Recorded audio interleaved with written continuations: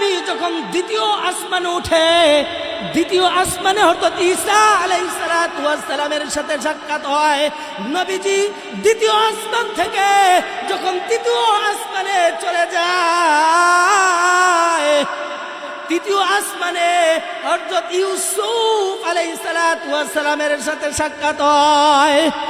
নবীজি তৃতীয় আসমান থেকে যখন চতুর্থ আসমানে উঠে, চতুর্থ আসমানে হযরত ইদ্রিস আলাইহিস সালাতু ওয়াস সালামের সাথে সাক্ষাৎ হয়। আল্লাহর নবী চতুর্থ আসমান থেকে যখন পঞ্চম আসমানে চলে যায়, পঞ্চম আসমানে হযরত হারুন আলাইহিস সালাতু ওয়াস সালামের সাথে সাক্ষাৎ হয়। নবীজি পঞ্চম আকাশ থেকে যখন ষষ্ঠ আকাশে উঠে, নবীজি ষষ্ঠ আকাশের মধ্যে হযরত মূসা আলাইহিস সালাতু ওয়াস সালামের সাথে সাক্ষাৎ হয়। আল্লাহর নবী বিশ্ব নবী রাহমাতুল লিল আলামিন যখন ষষ্ঠ আকাশ থেকে সপ্তম আসমানে উঠে, সপ্তম আসমানে পৌঁছায়, আল্লাহর নবীর সঙ্গে সপ্তম আকাশে হযরত ইব্রাহিম আলাইহিস সালাতু ওয়াস সালামের সাথে সাক্ষাৎ হয়। নবীজিকে বাইতুল মাকদিস থেকে একদম সপ্তম আসমান পর্যন্ত উঠানো হয়। সপ্তম আসমানে নবীজির সাথে হযরত ইব্রাহিম আলাইহিস সালাতু ওয়াস সালামের সাথে সাক্ষাৎ হয়। দয়ার নবী, মায়ার নবী ঘুমায়।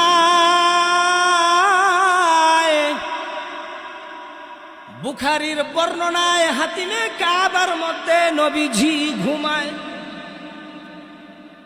অন্য আরেক বর্ণনায় শিয়াবে আবি তালিবের মধ্যে নবীজি ঘুমায়। আরেক বর্ণনা মতে উম্মে হানির ঘরে নবীজি ঘুমায়। কেমন দয়ার নবী, মায়ার নবী আল্লাহ রাব্বুল আলামিন আমাদেরকে দান করেছেন। কেমন রহমতের নবী, কেমন রহমতের নবীর উম্মত হিসাবে আমাদেরকে ঘোষণা করেছেন। দয়ার নবী ঘুমায়।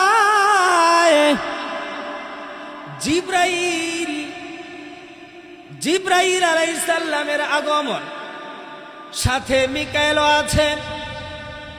এখান থেকে নবীজিকে নিয়ে বাইতুল্লাহ শরীফে রাখা হয়। জিব্রাইল আলাইহিস সালাম বলেন, ওগো নবীজি, আল্লাহ আপনাকে সালাম জানিয়েছেন। নবীজি চলেন। নবীজি বলে, কোথায় যাব? জিব্রাইল আমিন বলেন, ওগো নবীজি, বন্ধুকে সালাম জানিয়েছে। আল্লাহ রাব্বুল আলামিন আপনাকে দাওয়াত দিয়েছেন, বন্ধুর বাড়ি চলেন। জিব্রাইল আলাইহিস সালাম জান্নাত থেকে আনিত বুরাকের মাধ্যমে বুরাকে করে বাইতুল্লাহ শরীফ থেকে প্রথমে সিরিয়ার মসজিদুল আকসার মধ্যে নিয়ে যায়। নবীজিকে মসজিদুল আকসায় নিয়ে যাওয়া হয়। ভাইয়ের আমার, আমরা দেখি বিভিন্ন রাষ্ট্রপ্রধান, কোন রাষ্ট্রপ্রধান যদি কোন দেশে ভ্রমণ করতে যায়, আমরা দেখি তার সম্মানার্থে দুই পার্শ্বে মানুষ ফুলের মালা নিয়ে হাতে দাঁড়িয়ে থাকে, ফুলের তোড়া নিয়ে দাঁড়িয়ে থাকে, লাল গালিচা বিছিয়ে দেওয়া হয়। এটা হচ্ছে দুনিয়ার মধ্যে তার সম্মান। কিন্তু আমার নবী তো কুল মাখলুকাতের মধ্যে সর্বশ্রেষ্ঠ মাখলুক, সর্বশ্রেষ্ঠ নবী, সর্বশ্রেষ্ঠ রাসূল। আল্লাহর পরে যার সম্মান, তিনি হচ্ছেন রাসূলে আরবী সাল্লাল্লাহু আলাইহি ওয়াসাল্লাম। সেই নবীকে আল্লাহ রাব্বুল আলামিন দাওয়াত করেছেন। তাহলে নবীকে কেন সম্মান জানাবে না? নবীকে কেন ইজ্জত দিবে না? বাইতুল্লাহ শরীফ থেকে যখন মসজিদুল আকসায় নিয়ে যাওয়া হয়, মসজিদুল আকসায় নিয়ে যাওয়ার পূর্বেই আল্লাহ রাব্বুল আলামিন মসজিদুল আকসার মধ্যে পূর্বের সমস্ত নবী রাসূলদেরকে একত্রিত করে রেখেছেন। শুধু তাই না, শুধু তাই না, সমস্ত বড় বড় ফেরেশতাদের লিডার, বড় বড় ফেরেশতাদেরকেও এই বাইতুল মুকাদ্দাসের মধ্যে জমায়েত করে রেখেছেন। কেন জমায়েত করে রেখেছেন? আল্লাহ রাব্বুল আলামিন সর্বশ্রেষ্ঠ, সর্বোত্তম, সর্বশ্রেষ্ঠ নবীকে দাওয়াত করেছেন। বাইতুল মুকাদ্দাসের মধ্যে ইতিপূর্বের সমস্ত নবী রাসূলদেরকে জমায়েত করে রেখেছেন। বড় বড় ফেরেশতাদেরকেও সেখানে হাজির রেখেছেন। জিবরিল আমিন নবীকে বাইতুল মুকাদ্দাসের মধ্যে নিয়ে যায়। বাইতুল্লাহ শরীফ থেকে বাইতুল মুকাদ্দাসের মধ্যে নিয়ে যাওয়া হয়। বাইতুল মুকাদ্দাসের মধ্যে নিয়ে যাওয়ার পরে মসজিদের ভিতরে গমন করেন। এখানে সমস্ত নবী রাসূল উপস্থিত। এখানে নিয়ে যাওয়ার পরে আজান দেওয়া হলো। 2 রাকাত নামাজ জামাতে আদায় করার অনুমতি হয়। কে এই বরকতময় নামাজের ইমামতি করবেন? সবাই সারিবদ্ধ হয়ে দাঁড়িয়ে আছে, সবাই কানাকুনা করছে, কে এই নামাজের ইমামতি করবেন? কে এই বরকতময় নামাজের ইমামতি করবেন? কে এই নামাজ সম্পূর্ণ করাবেন?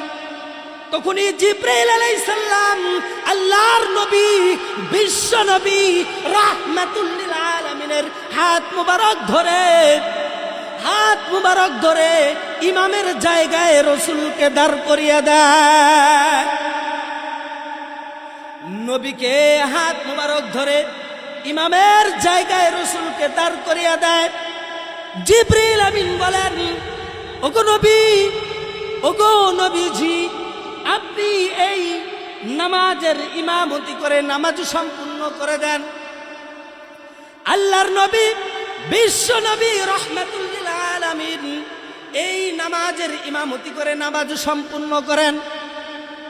নামাজের ইমামতি করে নামাজ সম্পূর্ণ করা হয়। নামাজ শেষ করা হয়।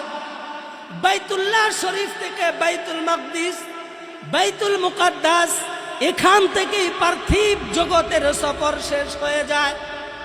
এখান থেকে পার্থিব জগতের সফর শেষ হয়। এখন নবীজি ঊর্ধ্ব গমনের যাত্রা আরম্ভ করবেন। আলমে মালাকুত, আলমে লাহুত, আলমে জাবারুত, ওলা মাকানের যাত্রা শুরু করে দেয়। জান্নাত থেকে নিয়ে আসা বাহন বুরাকের মাধ্যমে এখান থেকেই ঊর্ধ্ব গমনের যাত্রা শুরু করে দেয়। এবার ঊর্ধ্ব গমনের যাত্রা শুরু হয়। আল্লাহর নবী, বিশ্ব নবী, রাহমাতুল লিল আলামিন বাইতুল মুকাদ্দাস থেকে ঊর্ধ্ব গমনের যাত্রা শুরু করে দেন। নবীজি যখন প্রথম আসমানে পৌঁছায়, প্রথম আসমানে হযরত আদম আলাইহিস সালাতু ওয়াস সালামের সাথে সাক্ষাৎ হয়। আল্লাহর নবী যখন দ্বিতীয় আসমানে ওঠে, দ্বিতীয় আসমানে হযরত ঈসা আলাইহিস সালাতু ওয়াস সালামের সাথে সাক্ষাৎ হয়। নবীজি দ্বিতীয় আসমান থেকে যখন তৃতীয় আসমানে চলে যায়, তৃতীয় আসমানে হযরত ইউসুফ আলাইহিস সালাতু ওয়াস সালামের সাথে সাক্ষাৎ হয়। নবীজি তৃতীয় আসমান থেকে যখন চতুর্থ আসমানে উঠে, চতুর্থ আসমানে হযরত ইদ্রিস আলাইহিস সালাতু ওয়াস সালামের সাথে সাক্ষাৎ হয়। আল্লাহর নবী চতুর্থ আসমান থেকে যখন পঞ্চম আসমানে চলে যায়, পঞ্চম আসমানে হযরত হারুন আলাইহিস সালাতু ওয়াস সালামের সাথে সাক্ষাৎ হয়। নবীজি পঞ্চম আকাশ থেকে যখন ষষ্ঠ আকাশে ওঠেন, নবীজি ষষ্ঠ আকাশের মধ্যে অর্থাৎ মুসা আলাইহিস সালাতু ওয়াস সালামের সাথে সাক্ষাৎ হয়। আল্লাহর নবী বিশ্ব নবী রাহমাতুল লিল আলামিন যখন ষষ্ঠ আকাশ থেকে সপ্তম আসমানে উঠে সপ্তম আসমানে পৌঁছায়, আল্লাহর নবীর সঙ্গে সপ্তম আকাশে হযরত ইব্রাহিম আলাইহিস সালাতু ওয়াস সালামের সাথে সাক্ষাৎ হয়। নবীজিকে বাইতুল মাকদিস থেকে একদম সপ্তম আসমান পর্যন্ত উঠানো হয়। সপ্তম আসমানে নবীজির সাথে অর্থাৎ ইব্রাহিম আলাইহিস সালাতু ওয়াস সালামের সাথে সাক্ষাৎ হয়। ভাইরা আমার, এত সম্মান এত ইজ্জত আল্লাহ রাব্বুল আলামিন আমার নবীকে দিয়েছেন, যা ইতিপূর্বে কোনো নবী রাসূলকে দেওয়া হয় নাই। কেমন ইজ্জত দিয়েছেন, কেমন সম্মান দিয়েছেন।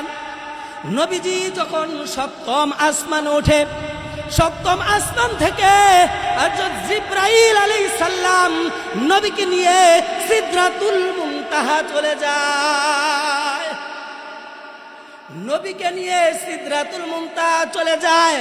সিদরা অর্থ কুল বৃক্ষ বা বরই গাছ, মুনতাহা শেষ সীমা, সীমান্ত অর্থাৎ শেষ সীমানা সিদরাতুল মুনতাহা পর্যন্ত পৌঁছে যায়।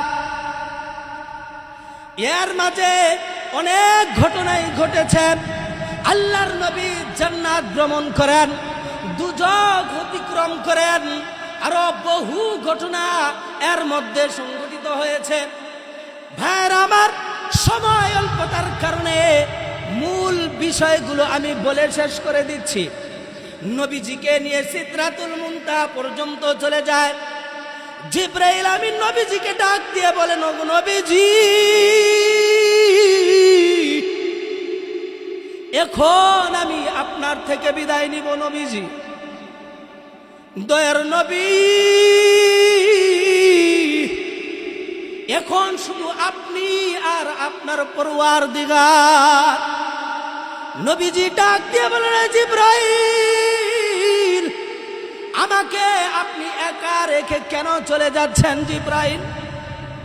জিবরাইল আলাইহিস সালাম ডাক দিয়ে বলেন, ওগো নবীজি, এই পর্যন্তই আমার আসার অনুমতি ছিল, এর উপরে চুল পরিমাণও আমার যাওয়ার অনুমতি নাই। এই জন্য আমি এখানে আপনাকে রেখে চলে যাচ্ছি। নবী গো, আমি যদি কেশ পরিমাণ চুল পরিমাণ এর উপরে যাই, আল্লাহ রাব্বুল আলামিনের নূরের তাজাল্লিতে আমাকে জ্বালিয়ে পুড়িয়ে সারখার করে দিবে। নবী গো, আমি এর উপরে যেতে পারবো না, এখান থেকেই আপনাকে চলতে হবে, চলতে হবে। এই কথা বলে জিবরাইল আমিন নবী থেকে বিদায় নেবেন। এই মুহূর্তে পর্দার আড়াল থেকে একজন ফেরেশতার আবির্ভূত হয়, একজন ফেরেশতা গমন করেন। জিবরাইল আলাইহিস সালাম বলেন, আল্লাহর কসম, আমি সৃষ্টির পর থেকে এই ফেরেশতাকে কখনো দেখি নাই। জিবরাইল আলাইহিস সালাম বলেন, আমি সৃষ্টির পর থেকে এই ফেরেশতাকে কখনো দেখি নাই। এমনই সময় এই ফেরেশতার আগমন হয়। এই ফেরেশতা জান্নাত থেকে নূরের একটি বাহন নিয়ে আসেন। রফরফ নামক একটি বাহন আল্লাহর নবীর জন্য নিয়ে আসেন। নবীজিকে এই রফরফের মধ্যে উঠিয়ে নবীজিকে উঠিয়ে 70,000 পর্দা অতিক্রম করে আরশ পর্যন্ত উঠে যায়। এমনই সময় পর্দার আড়াল থেকে একজন ফেরেশতার আগমন ঘটেন। জিবরিল আলাইহিস সালাম এই ফেরেশতাকে দেখেন। জিবরিল আলাইহিস সালাম বলেন, আল্লাহর কসম, আমি সৃষ্টির পর থেকে এই ফেরেশতাকে আমি কখনো দেখি নাই। এই ফেরেশতাকে জান্নাত থেকে নূরের একটি বাহন নিয়ে হাজির, রফ রফ নামক একটি বাহন নিয়ে হাজির। নবীজিকে রফ রফের মধ্যে উঠিয়ে, নবীজিকে রফ রফের মধ্যে উঠিয়ে 70,000 পর্দা অতিক্রম করে আল্লাহর নবীকে শেষ পর্দা পর্যন্ত উঠিয়ে নেয়। আল্লাহর নবীকে শেষ পর্দা পর্যন্ত উঠিয়ে নেয়, অর্থাৎ আরশে আজিম পর্যন্ত নবীকে উঠিয়ে নেয়। এরপর আরেকজন ফেরেশতা আসেন, আরেকজন ফেরেশতা এসে নবীকে রফ রফের মধ্যে উঠিয়ে আরশে আজিমের মহলের ভিতরে প্রবেশ করিয়ে দেয়। এমনই সময় আওয়াজ আসে, এমনই সময় আল্লাহ রাব্বুল আলামিনের পক্ষ থেকে আওয়াজ আসে, হে শ্রেষ্ঠ মাখলুক, হে শ্রেষ্ঠ মাখলুক মুহাম্মদ, নিকটবর্তী হও মুহাম্মদ, নিকটবর্তী হও হে আহমদ। বন্ধুর নিকট বন্ধু আসো, বন্ধুর নিকট বন্ধু আগমন করো। আল্লাহর নবী, আল্লাহর নবী আরশের ভিতরে ঢুকে যায়। আল্লাহ রাব্বুল আলামিন ঘোষণা দিয়ে দিয়েছেন, সুম্মা দানা ফাতাদাল্লা ফাকানা কাবা কাউসাইনি আও আদনা। আল্লাহর নবী আরশে আজিমের মধ্যে ঢুকে যায় এবং আল্লাহ তাআলার নিকটবর্তী হন। আল্লাহ তাআলার সামনে নবীজি ঝুঁকে যায় এবং আল্লাহ তাআলা এবং রসুলের মধ্যে 2 ধনু পর্যন্ত ব্যবধান ছিল না। এত নিকটবর্তী হয়েছেন, এত নিকটবর্তী হয়েছেন। নবীজি বলেন, রাআইতুল্লাহ রাব্বি আযজা ওয়া জাল্লা, আমি আমার প্রভু আল্লাহকে দেখেছি। কেমন মধুর সময় কেটেছে ভাইয়ের আমার, কেমন মধুর সময় কেটেছে। বন্ধুর সাথে বন্ধুর সাক্ষাৎ, তাও কেমন বন্ধু, মেজবানও একজন, মেহমানও একজন। কত প্রেমময় সময় কেটেছেন, কত প্রেমময় সময় অতিবাহিত করেছেন, একমাত্র আল্লাহ রাব্বুল আলামিন ভালো জানেন। বন্ধুর সাথে বন্ধুর প্রেমময় আলাপ, প্রেমময় গল্প গুজর করার পরে যখন আল্লাহর নবী বন্ধুর থেকে বিদায় নিবেন, এই মুহূর্তে আল্লাহ রাব্বুল আলামিন বলেন, ওগো নবীজি, আপনি আমার নিকট কিছু চান। ওগো নবীজি, আপনি আমার নিকট কিছু প্রার্থনা করুন, আপনি আমার নিকট কিছু চান। আপনি আমার নিকট যা চাইবেন আমি তাই আপনাকে দিয়ে দিব। এই মুহূর্তে আল্লাহর নবী ডাক দিয়ে বলেন, ওগো প্রভু আল্লাহ, আপনি ইব্রাহিমকে খলিল করেছেন, আপনি ইব্রাহিম নবীকে খলিল করেছেন, মুসাকে কলিম করেছেন, দাউদকে খুশ এলহাম বিশাল সাম্রাজ্য দান করেছেন, লোহাকে তার জন্য নম্র করে দিয়েছেন, পর্বতমালা তার হুকুমের তাবে করেছেন, সুলাইমানকে সমগ্র বিশ্বের বাদশাহী দান করেছেন, সুলাইমান আলাইহিস সালামকে সমগ্র বিশ্বের বাদশাহী দান করেছেন, জিন ইনসান এবং শয়তানের উপর আধিপত্য দান করেছেন। ওগো দয়াময় আল্লাহ, ঈসাকে তাওরাত ইনজিল শিক্ষা দিয়েছেন, জন্মান্ধ অবসাদ কুষ্ঠ রোগকে ভালো করা, মৃতকে পুনরায় জীবিত করার শক্তি দান করেছেন। ওগো দয়ার মালিক আল্লাহ,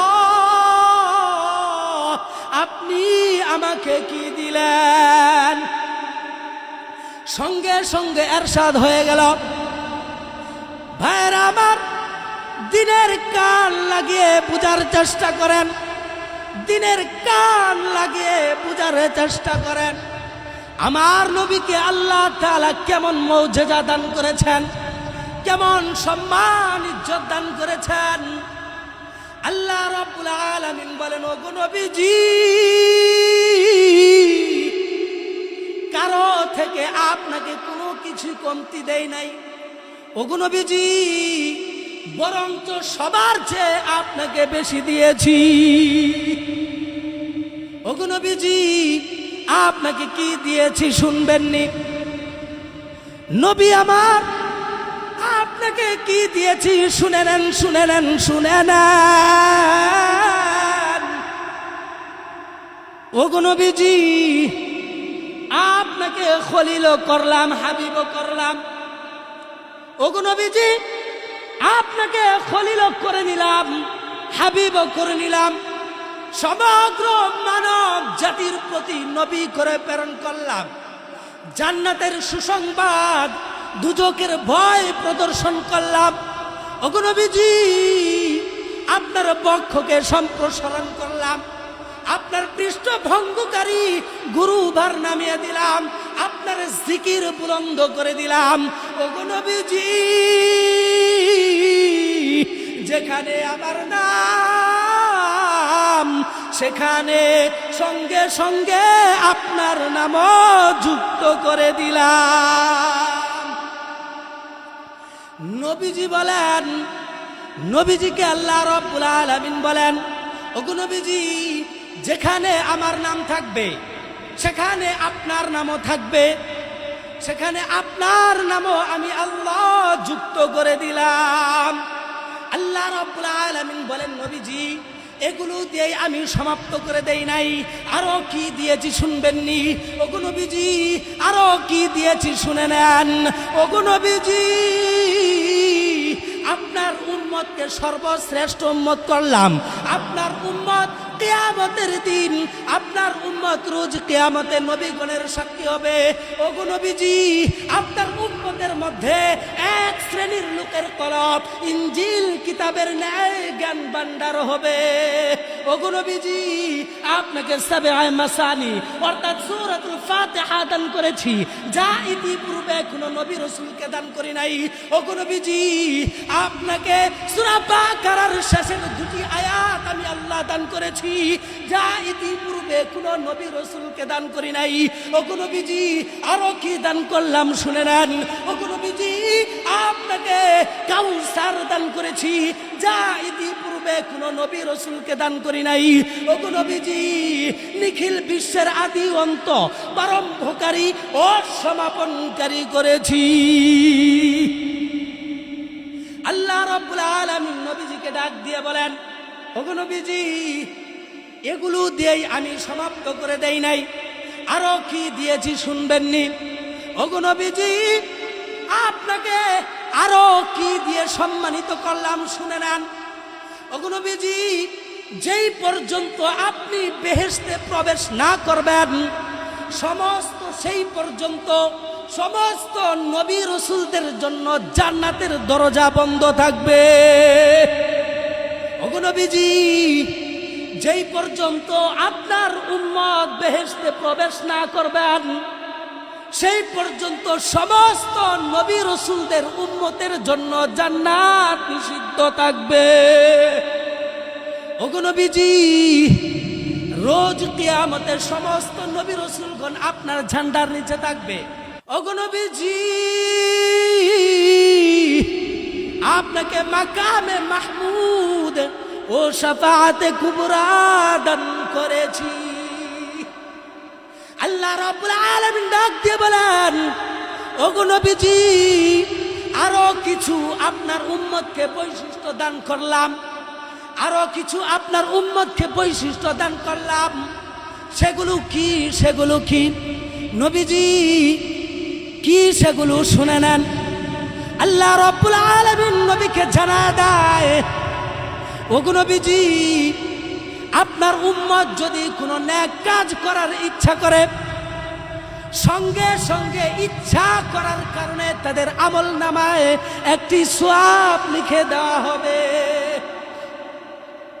ওগো নবীজি, এই নেক কাজটা যদি আপনার উম্মত করে নেয়, নেক কাজটা করে নেওয়ার কারণে তাদের আমল নামায় 10টি নেকি লিখে দেওয়া হবে। ওগো নবীজি, আপনার উম্মত যদি নেক কাজটা নাও করে, তারপরেও আপনার উম্মতের আমল নামায় একটি সওয়াব লিখে দেওয়া হবে। ওগো নবীজি, অপর পক্ষে যদি আপনার উম্মত কোনো গুনাহ করার ইচ্ছা করে, আপনার উম্মত যদি গুনাহ করার ইচ্ছা করে, গুনাহ করার ইচ্ছা করার কারণে তাদের আপনার উম্মতের আমল নামায় কোনো গুনাহ লেখা হবে না। ওগো নবীজি, আপনার উম্মত যদি গুনাহটা করেই ফেলে, আপনার উম্মত যদি গুনাহটা করে নেয়, গুনাহ করার কারণে আপনার উম্মতকে একটি গুনার কারণে একটি গুনাহ লিখে দেওয়া হবে। ওগো নবীজি, আপনার উম্মত যদি এই গুনাহ থেকে ফিরে আসে, ফিরে আসার কারণে আপনার উম্মতের আমল নামায় একটি সওয়াব লিখে দেওয়া হবে। ওগো নবীজি, পূর্বের উম্মতের ন্যায় গুনাহের কারণে আপনার উম্মতের গুনাহ সমাজে প্রকাশ করা হবে না। গুনাহের কারণে আপনার উম্মতের আকৃতিও পরিবর্তন করা হবে না। গুনাহের কারণে পূর্বের উম্মতের ন্যায় সঙ্গে সঙ্গে আযাব দিয়ে ধ্বংস করা হবে না।